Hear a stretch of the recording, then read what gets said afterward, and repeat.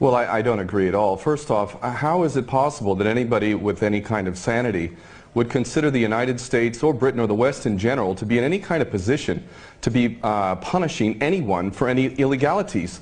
If we want to take a look at Iraq, there is at least 1 million, probably even close to 2 million dead. We invaded that country, destroyed it, created millions of orphans, millions of refugees, and never even so much as apologized for that. Let's go back to Vietnam, where we dropped 20 million bombs, more than all of World War II combined.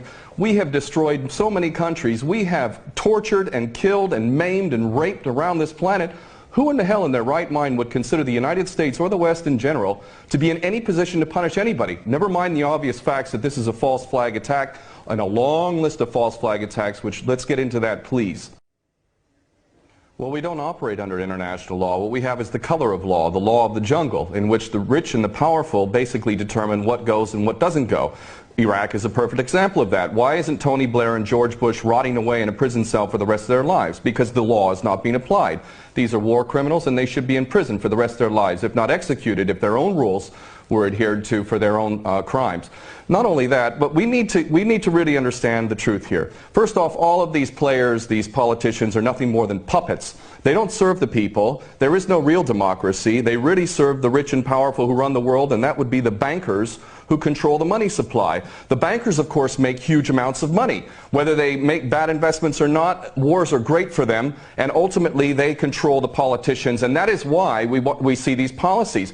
Obama and Cameron are nothing more than puppets who read the script, and the script is we need another war. And the reason why we need another war, according to these psychopaths who are running the world, is because more and more people, despite the clueless masses who continue to be entranced by things so ridiculous as X Factor and American Idol, there is larger numbers of people around the world who are realizing the truth and beginning to recapture the capacity to think for themselves. And they can see that these people who are being put in positions of public trust are defying that trust and representing an agenda which they could never speak about openly, because they're nothing more than prostitutes and nothing more than minions for the powers that be.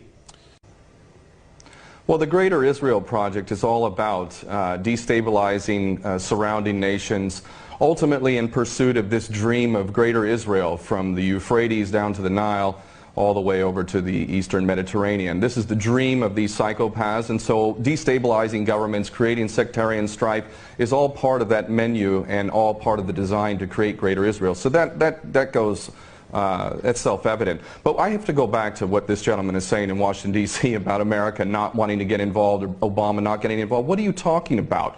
We have been arming people directly who are Al-Qaeda. Al-Nusra Front is Al-Qaeda. These people are psychopaths to the worst order. They are conducting suicide attacks. They are gassing people. We know, Carla Del Ponte said in May, that it was the so-called rebels in Syria that were using sarin gas, not the Bashar al-Assad regime. No, it was not. We know that the United States President is arming people who are on the U.S. terrorist list. He should be convicted of aiding and abetting, giving material support to a terrorist organization. But then again, you know what? We, the West, the United States in particular, Israel and Britain, are the biggest terrorists on the planet. So our little junior partners in Al-Qaeda, which is nothing more than a CIA database, thus the name Al-Qaeda, this is nothing more than a group of terrorists working together, each playing one different role, but all of them working together for the same goal, which is to maintain this hideous and sick and twisted, unjust world that we have, which is a perpetual state of war.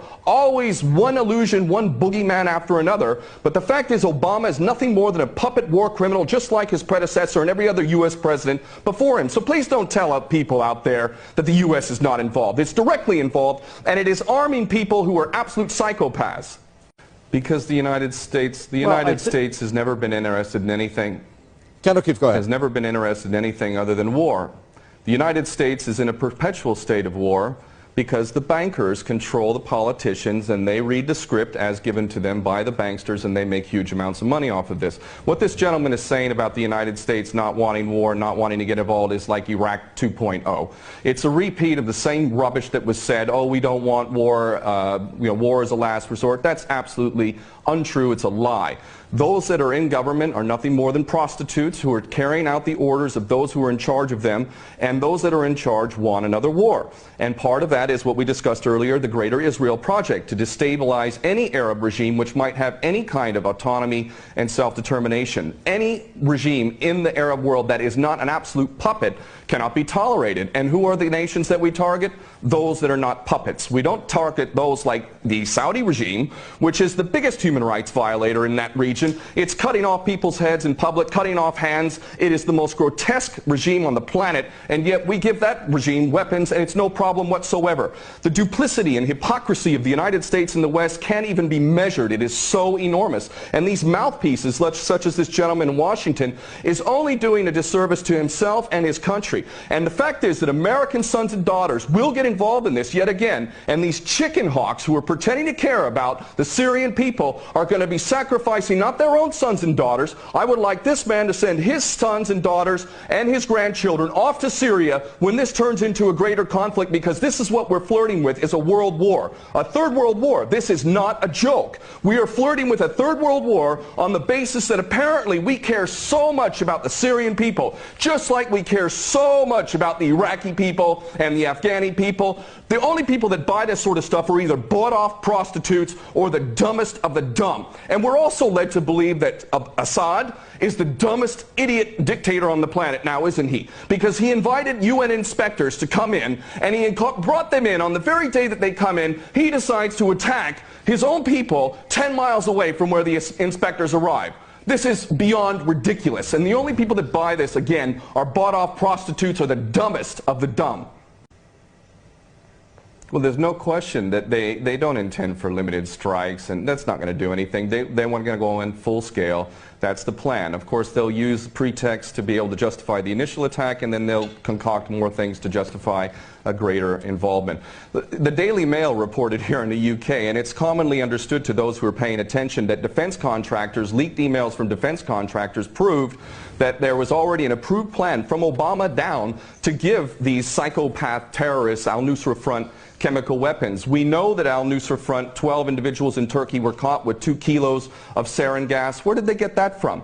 And this is, you know, clearly a false flag. We understand this to be true, and it's the only way that they could justify an attack at all. And I have to say, I'm happy that the gentleman in Washington mentioned Dempsey, General Dempsey of the Joint Chiefs, because I'll tell you what, more than anything else, it is the true American patriots, those who are sick and tired of having given up their life to basically serve the American dream, the American nation, the Constitution that they swore to uphold. It's those military men and women. It's you now. It's coming to you now. Are you a patriot or are you not? Are you going to let your nation descend even further into the chaos and corruption that has been so sick and so twisted that it's destroying American lives as well as the rest of the world, to the tune of 22 American servicemen a day who are committing suicide? Are you going to sacrifice more of your American sons and daughters for Israeli wars, for Zionist wars? Are you going to continue to do that because you are not a patriot? You are in fact aiding and abetting the terrorists you supposedly think you're fighting against.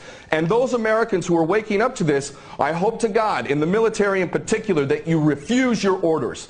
And this is why the people of America who are refusing to buy this nonsense, the overwhelming majority do not support any kind of attack on Syria. And in those in the military, I know that the powers that be are very, very frightened that high-ups within the military will refuse the orders. And I hope this is exactly what happens if an attack on Syria occurs. Very well. We're going to leave it there. Thank you very much, former U.S. Marine and war veteran there, Ken O'Keefe, talking to us from London. And thank you very much from the senior fellow at Center for American Progress, Lauren Korb, who spoke to us from Washington.